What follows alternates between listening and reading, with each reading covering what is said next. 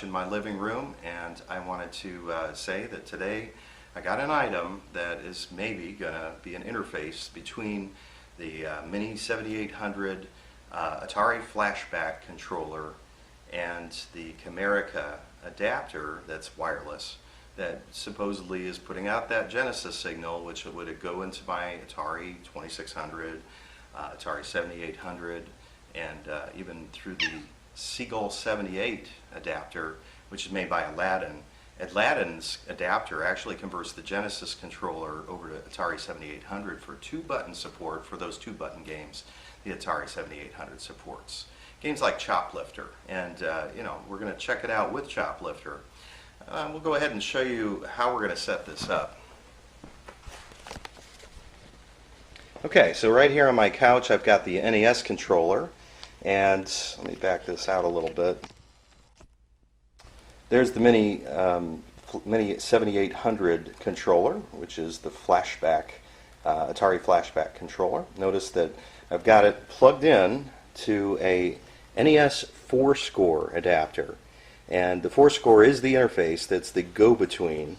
It's going between the controller and the Camerica Freedom Connection. Note that if you try connecting the Mini-7800 controller directly to the Freedom Connection, it definitely doesn't work. Although the NES controller works. And really they're supposed to be one and the same.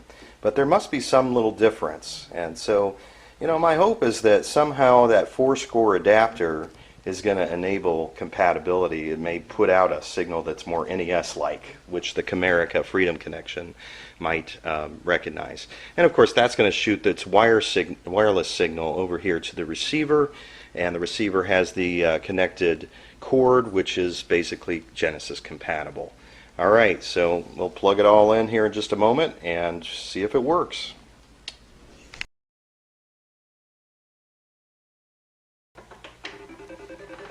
So here we are with Choplifter. I have got initially my NES controller plugged in to the Fourscore, and actually the Fourscore is then connected to this Freedom Connection with an extension cord, and I had to do that because of the way the end of this cord is a duo cord. I had to put an extension on it. So the extension's going into this. This is sending a wireless signal to the Freedom Connection receiver, and then this is actually plugged into Aladdin's Seagull 78, which is now in my Atari 7800. And it's nice to have Choplifter. It's a 2-button game for the Atari 7800, and we'll give it a shot.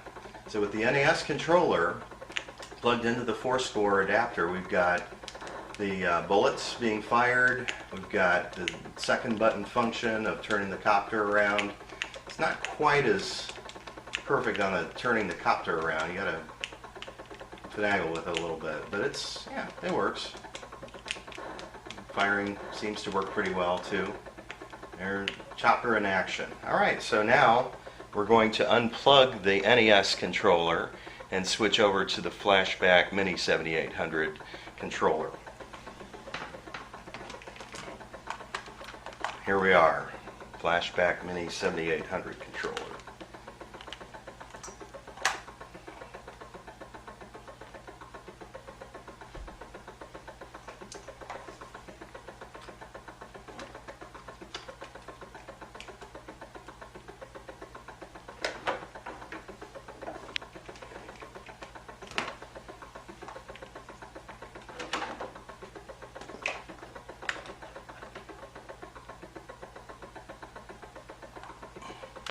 Alright, first time to ever try this in the world. Here we go. I can't believe this is working. Wow, this is very interesting, because without the Fourscore, it wasn't working. It's firing on the right button, unlike the 7800 controller, which, it actually is left button that does the firing. And the right button is the one that will turn the chopper on the 7800, but in this one it's the left button that's doing the turning of the chopper. But I'm actually elated. This is really awesome. I get to use the Flashback Atari Mini-7800 controller on the 7800. And you know, other than maybe going in and hacking it and rewiring, this has never been accomplished with, at least with adapters. It hasn't. Let's see if I can get this tank shot up. Oh, where'd it go? Ah. I'm used to firing with the left button, so this is weird. Oh, down I go. It has a slight, ever so slight delay, which I'm getting used to. And also, yeah, going up, there's going down. It's not 100%. I wonder if that's because I don't have the Camerica Freedom Connection set up just right where it's supposed to be, but yeah, it seems to be working okay. I'm gonna try turning the copter back that way.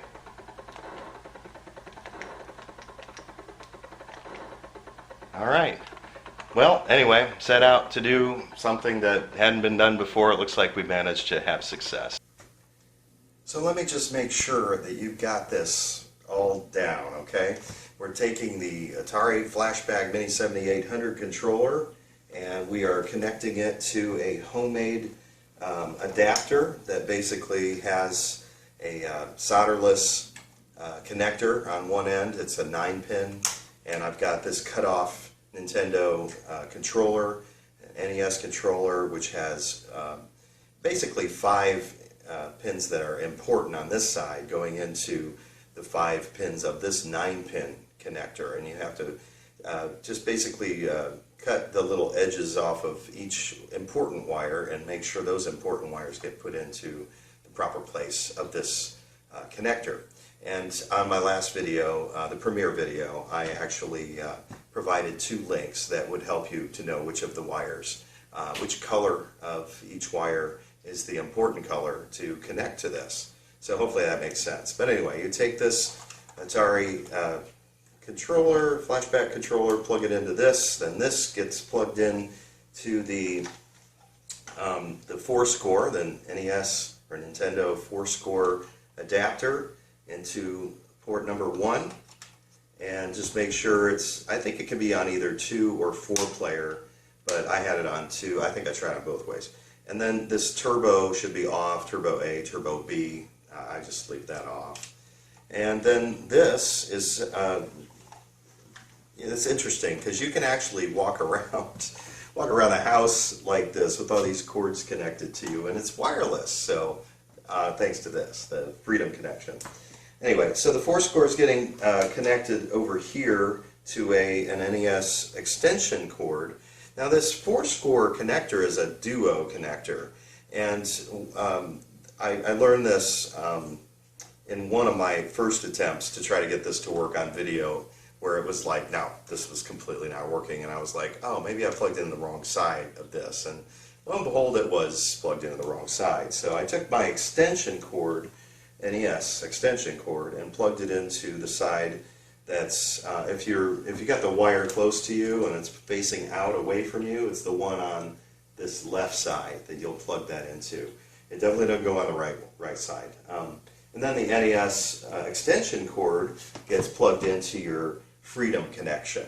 So, and then another thing I learned was that if it's really this is really close to the receiver, it was a little spotty on the connection, and you may have noticed that in my video.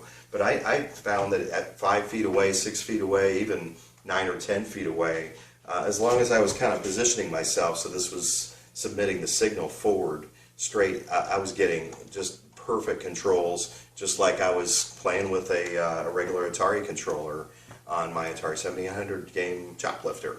So yeah, it works great. You know, don't ever say that I never lived up to the name of my YouTube channel. I am Wired Up Retro.